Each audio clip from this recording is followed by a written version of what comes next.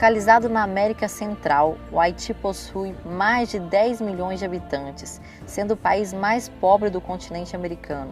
Marcada por uma série de governos ditatoriais e golpes de Estado, a população haitiana presencia uma guerra civil e muitos problemas socioeconômicos, que se agravaram em janeiro de 2010, quando fortes terremotos atingiram o país, provocando grande devastação. Estima-se que metade das construções foram destruídas, 250 mil pessoas ficaram feridas, 1,5 milhão de habitantes desabrigados e que o número de mortos passou de 300 mil. 5 anos após a catástrofe, a reconstrução do país segue precária e desigual, levando a um grande fluxo migratório de haitianos para o Brasil. Você conhece algum imigrante? Você já ajudou algum? Você conhece alguém que já ajudou? Você conhece alguém que deu tudo que tinha, tudo que construiu para ajudar o próximo? Você vai conhecer agora essa história. Outro grande problema que vem afetando o mundo atualmente é a crise migratória. Guerras, pobreza, repressão política e religiosa são alguns dos motivos que fazem milhares de pessoas saírem de seus países em busca de uma vida melhor.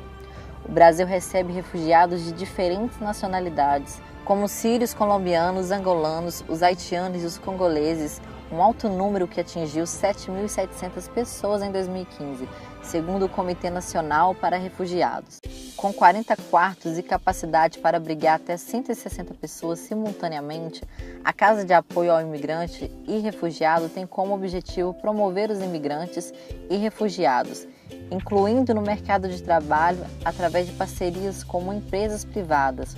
Para tal, o projeto oferece moradia gratuita e 3 alimentações diárias, assistência social e aula de português. Com pouco tempo de funcionamento, a casa abrigou cerca de 90 pessoas e já empregou cerca de 30. Sou cidadã, em nossas mãos está a chave para mudar. Sou cidadã. Agora eu estou aqui com o Cacau e com o Cacá, para a gente poder bater um papo. Eu trouxe eles aqui para um lugar mais reservado, porque eu tenho uma curiosidade, assim, sabe, que me bateu. Como é que foi que vocês se uniram? Como é que vocês chegaram nesse projeto? A história, vamos lá, a minha história do Cacá vem de uma amizade de 4 anos. Quem nos apresentou foi até uma dupla consagrada no Brasil, que é o César Menotti e Fabiano. Tinha uma produtora e a partir desse momento que a gente se conheceu, eles tinham um trabalho de áudio para fazer, a gente começou a nossa caminhada e eu fui aprofundando os projetos que ele já desenvolvia, né, no campo social. E nessa caminhada aí passaram 4 anos, a gente junto, acompanhando todos os trabalhos, ajudando dentro do possível. A gente combinou um seminário de desenvolvimento comunitário nessa estrutura que vocês estão vendo aqui. E o Cacá me falou: Cacau, você tem que ir lá, você tem que conhecer. E nesse processo, antes de vir, de conhecer o hotel, sem muitos detalhes, mas houveram alguns sonhos que aconteceram que sinalizaram para nós esse uso da estrutura para apoiar os projetos. E estando aqui, chegando aqui, eu fiquei maravilhado com o local e partiu uma vontade muito forte que tem a ver com a minha espiritualidade, o desejo de trabalhar com os projetos. E aí a gente fez a proposta para a proprietária para poder trocar na minha casa, né? E tudo deu muito certo, caminhou bem. Hoje fala assim, bem certo, mas foi um processo que a gente teve que amadurecer. No caso, então, o Cacá comprou a sua ideia, né? Eu acho que eu comprei a ideia dele e ele a minha, talvez seja assim, aliado ao conhecimento que ele tem, às causas que ele lutou. E eu também acho que a gente é preparado na vida, assim, a gente não tem muita explicação. E estamos juntos. A convergência do projeto, Bruni, vem assim, de uma percepção de necessidades que a gente vai vivenciando. O Cacá fundou uma comunidade terapêutica e essa comunidade terapêutica, um dia, em 2011, o levou para Manaus para montar uma base lá. E lá ele foi procurado por uma francesa demandando uma necessidade em relação aos haitianos que vinham imigrando para o Brasil pós-terremoto. Quando eu estava em Manaus, abrindo uma nova unidade de tratamento de dependência química numa cidade chamada Maués, que a gente ganhou um terreno muito legal para poder fazer o nosso trabalho, foi que eu fui abordado por uma francesa chamada Chiron. E eu estava dando uma palestra mais ou menos 200 pessoas, e ela me pediu para eu poder ajudar ela a cuidar dos haitianos. Ela falou assim, eu vi você no YouTube, eu pesquisei sobre você, e você é uma pessoa que pode me ajudar a cuidar dos haitianos. Eu falei, mas como assim? Ela falou assim, aqui em Manaus, nós temos, morando com a gente aqui já em Manaus, já tem 5.000 haitianos. E tem 3.000 haitianos em Tabatinga, que não tem o que comer, não tem onde morar, que estão morando na rua, e precisa de alguém aqui em Manaus. O governo federal só vai liberar os haitianos de Manaus, de Tabatinga para Manaus, para eles entrar com carteira, se tiver alguma instituição que possa assumir a responsabilidade deles aqui. Mas eu falei com ela assim, eu não posso fazer isso, eu já tenho meu trabalho, já tenho o meu desgaste já, então agora eu não vou poder fazer isso não. Aí no meu coração veio aquele sentimento, assim, ó, Cacá, você pode fazer o que você quer fazer, o que você sabe fazer, ou você pode fazer o que eu estou fazendo. Deus colocou no meu coração que era aquilo que Ele queria fazer naquela hora, que Ele tinha me levado ali para isso. Eu falei, mas por que, Deus? Eu falei assim, porque eu vim te treinando. Você é uma pessoa que sabe mobilizar alimentos, você é uma pessoa que sabe lidar com os imóveis, você tem esse treinamento, cuidando de população de rua, dependente químico, sistema prisional, você tem essa escola. Se você aplicar para ajudar os haitianos, você vai conseguir. E foi dito e feito. Sabe qual que é a palavra que mais está escrita na Bíblia? Tem uma palavrinha que é a palavra que mais está escrita na Bíblia, em toda ela, ouvir, chamar. Se você estudar a Bíblia, você vai ver que é a palavra que Deus mais fala, escuta-me, ouça minha voz, chamar. Então, a palavra chamar em hebraico, ela também é a palavra ouvir e obedecer, é a mesma palavra. Então, assim, ouvir e obedecer faz parte da base da fé, porque a palavra fé é fidelidade. A quê? Ao que você ouve e ao que como você obedece. Então, você ser fiel ao que foi te dado. Eu assumi responsabilidade para atender 3.000 haitianos. Naquele momento, eu fui conhecer os haitianos pela primeira vez, tive que fazer um documento para o doutor Adailfo, que era o secretário na época responsável na liberação dos haitianos na fronteira, e fui fazendo esse trabalho, e foi fazendo essa ação, esse passo de fé que eu dei, que eu acreditava que naquele momento eu tinha que canalizar minhas forças e ajudar os haitianos. A gente conseguiu imóveis em Manaus, uma equipe, o Stênio, o Maico, uma equipe muito legal de alunos meus de um seminário que eu dava aula, me ajudou a mobilizar uma turma legal em Manaus, e a gente começou então a acolher os haitianos, assim, e foi uma loucura.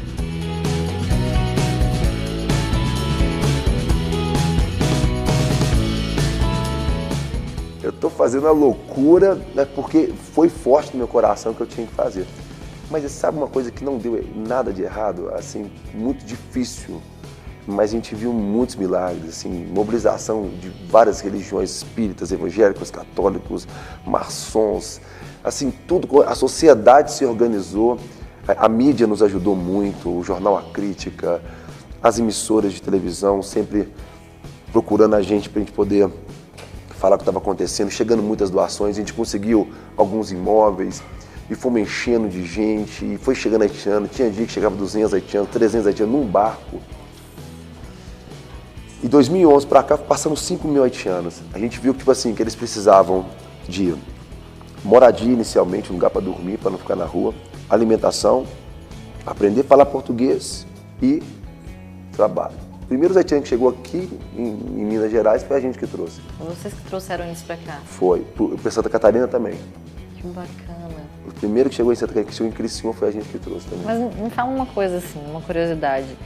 Esse desejo de ajudar o próximo, de ajudar as pessoas, né, nesse trabalho social que você já faz, veio desde a sua adolescência ou foi surgindo assim depois? Olha, a gente, porque por formação familiar, assim, eu não vou falar tipo assim que é uma coisa que eu sempre fiz, não foi. Eu fui viciado em drogas, eu fui jogador de basquete profissional, mas durante a minha carreira me envolvi com drogas, eu sou muito egoísta, mas a minha experiência na superação das drogas, minha experiência com Deus, me mudou muito.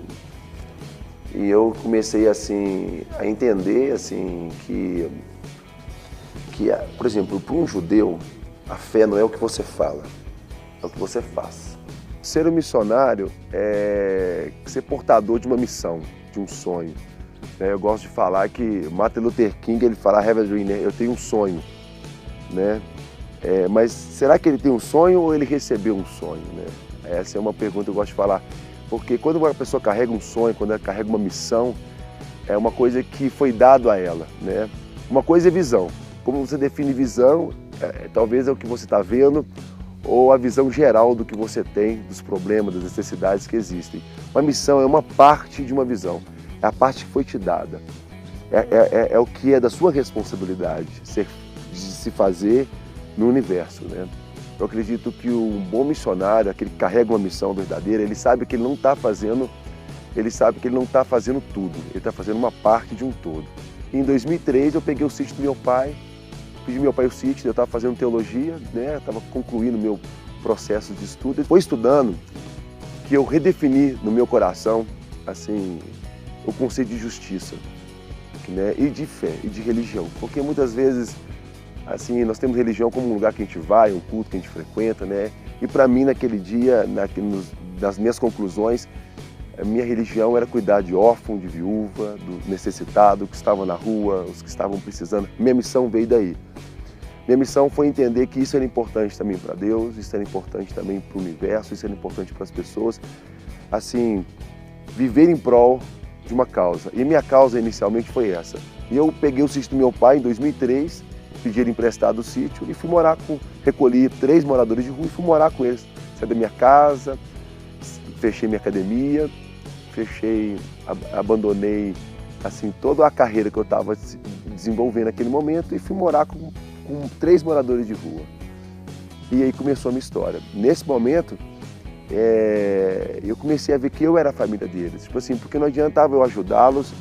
Assim, eu falava assim, eu queria falar para eles que tinha um pai no céu, que tinha alguém que pensava por eles, que acreditava neles, mas eles nunca tiveram uma casa, não tendo casa, nunca tiveram uma família, não tem família, não sabe quem nem que é pai, né? E eu falei assim, você quer realmente amá-los ou ajudá-los? Dê para ele uma casa primeiro, depois mostra para ele que é uma família, então eles vão saber talvez um dia quem é o pai. E foi assim que eu fui trabalhando. Em 3 meses eu já tinha 35 morando comigo. Em 1 ano e meio para 2 anos eu tinha 120 homens morando comigo. O sítio do meu pai não comportou mais, tive que alugar uma fazenda. E aí foi uma loucura total. Meu pai surtou na época, de fato, ele me tomou o sítio. Ele não suportou a pressão. Uma forma de tentar me parar foi me tomando o sítio. Aí eu fiz um jejum de 30 dias, sem comer nada, só bebendo água.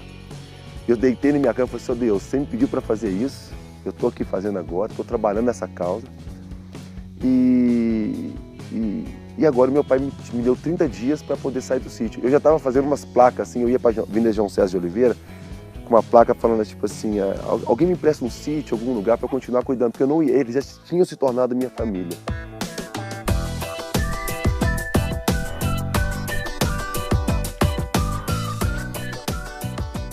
E o que o Cacá falou, que eu vou reforçar, que eu acho que é o processo para quem está entregando a vida por uma causa, é que nos altos e baixos, em nenhum momento eu pensei assim, eu vou recuar no processo, né?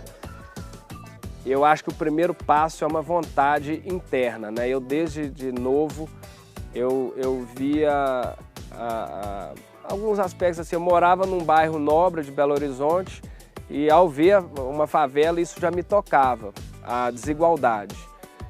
E eu não quero também colocar isso de forma muito assim, de ser melhor ou pior do que alguém por viver uma espiritualidade e trabalhar isso. Eu acho que cada ser humano tem uma busca na vida, um propósito.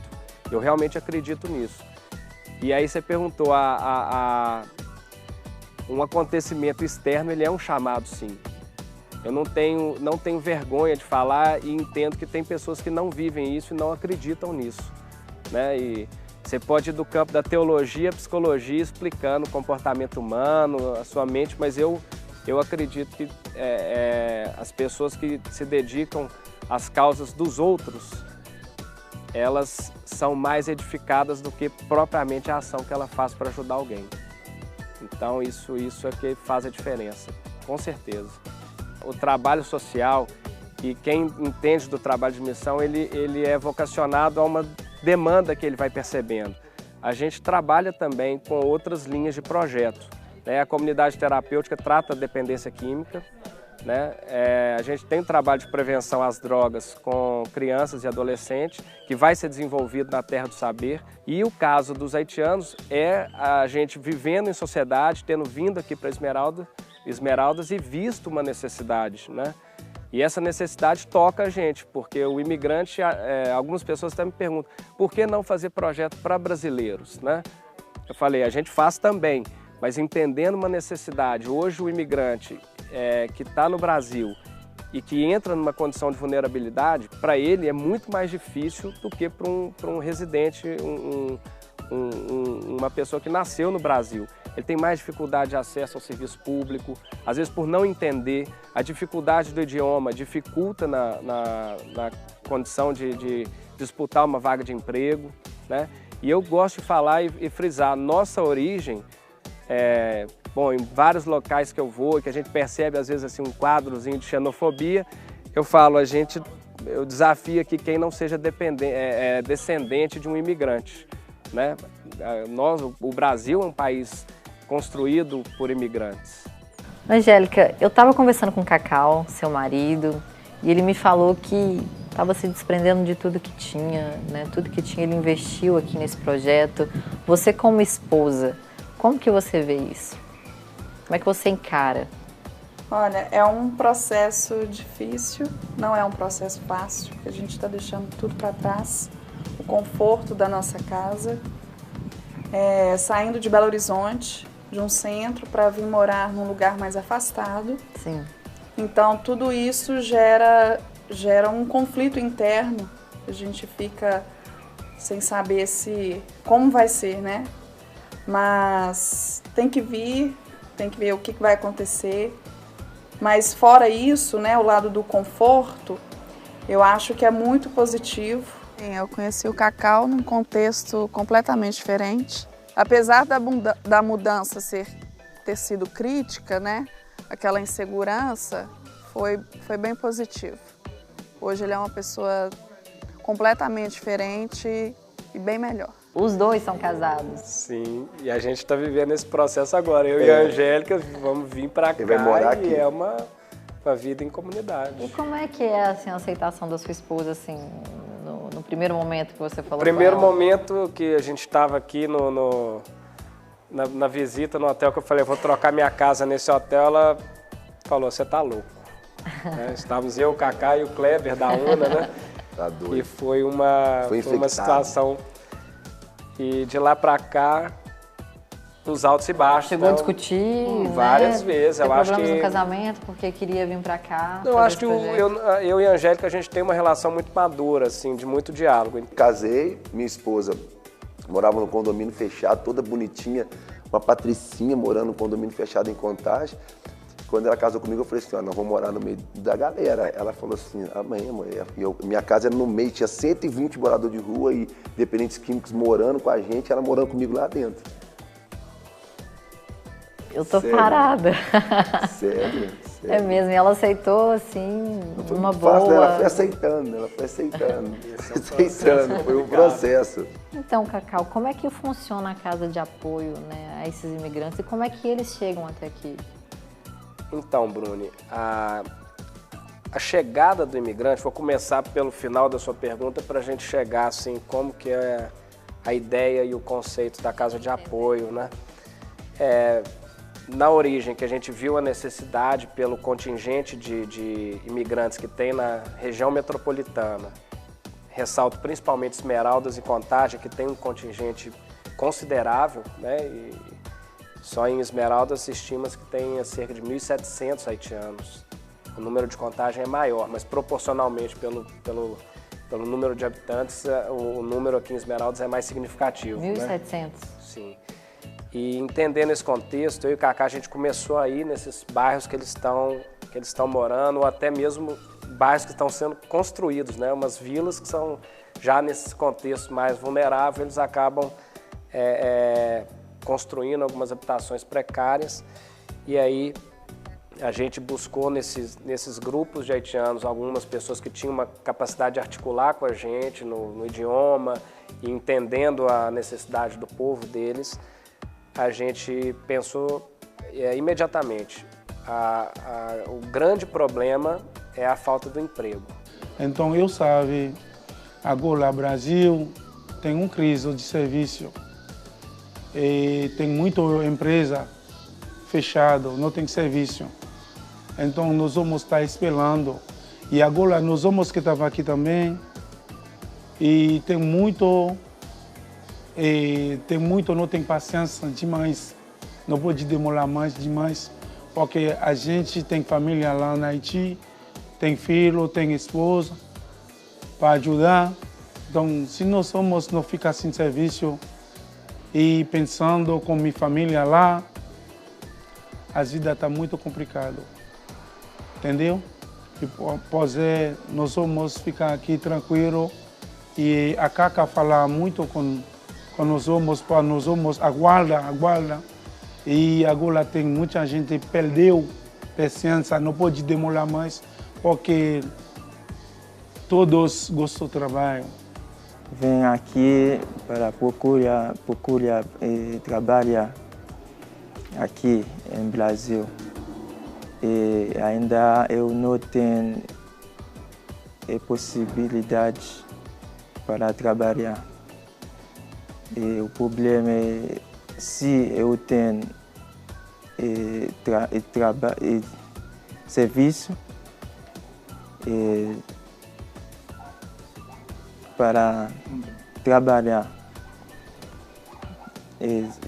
vai fácil para mim, para mandar dinheiro para minha família. Aqui me ajuda bem, muito bem, porque eu como 4 por dia, café da manhã, almoço, café de tarde e jantar. Bem, muito bem.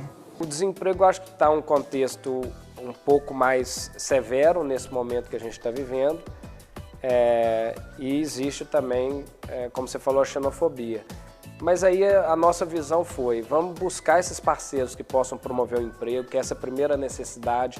A gente ouve muito no caso, nas relações que a gente tem com os haitianos, esses que eu vou chamar de líderes aqui, que são os que conseguem articular melhor conosco, eles falam, Cacau, precisamos da vara para pescar, né?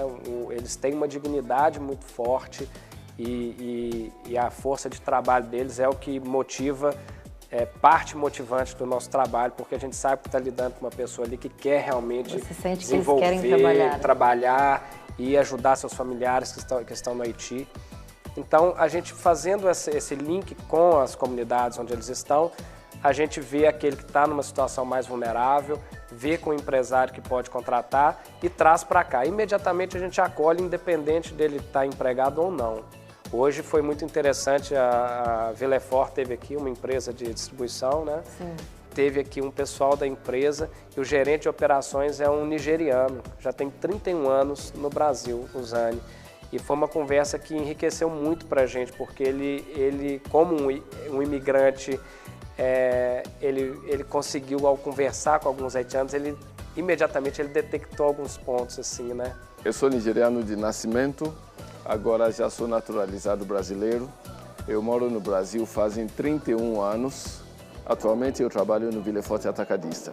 Toda a situação que eles estão passando neste momento, embora a minha foi um pouco diferente, porque quando eu cheguei no Brasil eu vim para estudar. Mas, de qualquer forma, precisa ter uma orientação boa e uma ajuda para que eles possam se inserir dentro da sociedade. É importante que todo mundo que puder ajudar e contribuir para isso, contribuir para facilitar as coisas para eles. É importante que eles aprendam a falar a língua portuguesa para facilitar bastante a comunicação deles, inclusive, principalmente em relação ao emprego.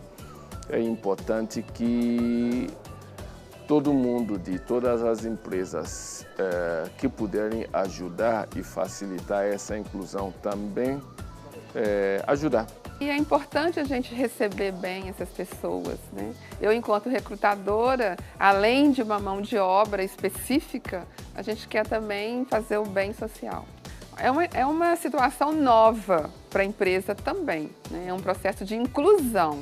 Da mesma forma que nós temos na empresa programas de inclusão para pessoas com deficiência e requer toda uma tratativa, requer todo um aprimoramento, né, de como receber essas pessoas, eu entendo que o estrangeiro deve ser da mesma forma.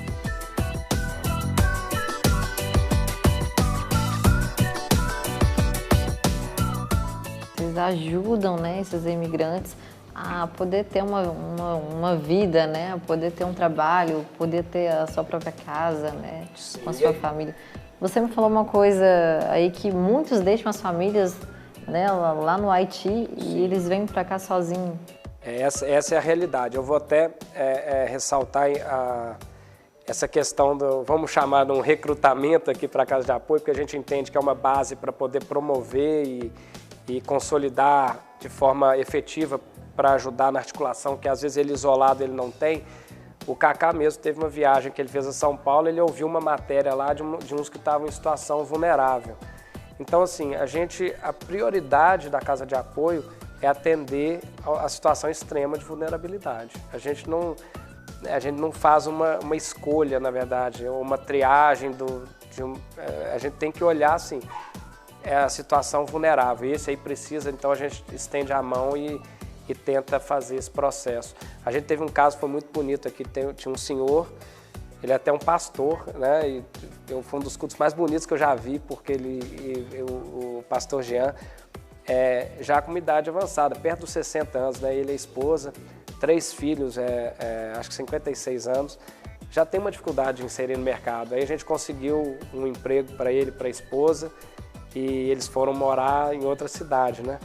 Então eu até citei no Facebook, foi um mix de alegria e tristeza, por ele estar partindo, mas a certeza que ele estava indo para uma oportunidade, uma renovação da vida dele, porque mais de um ano sem emprego no Brasil. Imagina, né, um casal, né, sem idosos, né, e eles eram imigrantes? Imigrantes, são haitianos. Foi das coisas mais emocionantes, eu falo que foi um dos abraços assim, mais importantes que eu já recebi na minha vida, porque aquela sensação, até a forma dele falar, que ele é um senhor, transmite muita paz, ele, Cacau, ele me deu um abraço nessa despedida. Então, assim, a gente vai vendo o porquê de estar fazendo. O propósito, ele conclui nesses momentos, porque no campo prático as dificuldades, igual eu te falei, são diárias.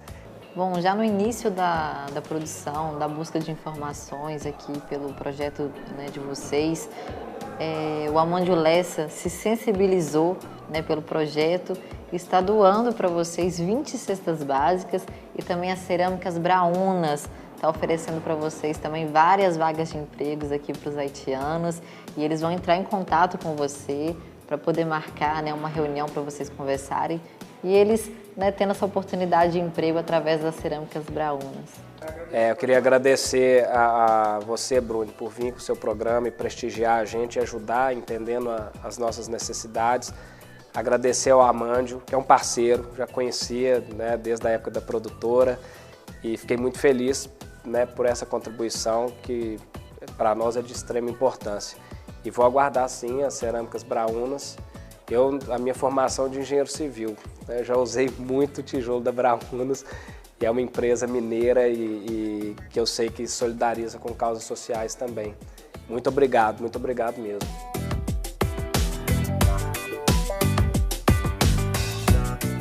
Inclusive o telespectador que está em casa deve estar muito sensibilizado.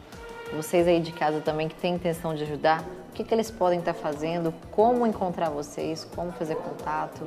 Ô Bruno, como o nosso trabalho aqui é muito direto, portas abertas, como vocês viram, eu vou deixar até o meu telefone, quem quiser ajudar pode ligar, até porque eu posso esclarecer e também assim, a gente vivenciando as necessidades, quando me ligar a gente diretamente no trabalho, toda ajuda é bem-vinda.